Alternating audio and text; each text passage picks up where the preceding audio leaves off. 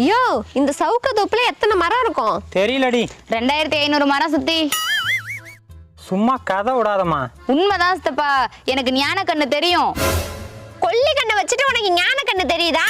எங்க அந்த ஆரஸ்வதி தோப்புல எத்தனை மரம் இருக்குன்னு சொல்லு. 1700 மரம் இருக்கு. எப்படி?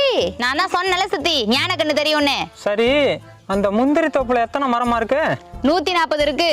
அந்த வாழை தோப்புல 300 மரம் இருக்கு. அந்த தேக்கம் தோப்புல 200 மரம் இருக்கு. அந்த புளியம் தோப்புல போதுமா? உனக்கு ஞானக்கண்ணு தெரியும்னு ஒத்துக்கிறேன். எந்த வயசுல இருந்து உனக்கு ஞானக்கண்ணு தெரிய ஆரம்பிச்சது? 10 வயசுல இருந்தே தெரியும் சித்தப்பா.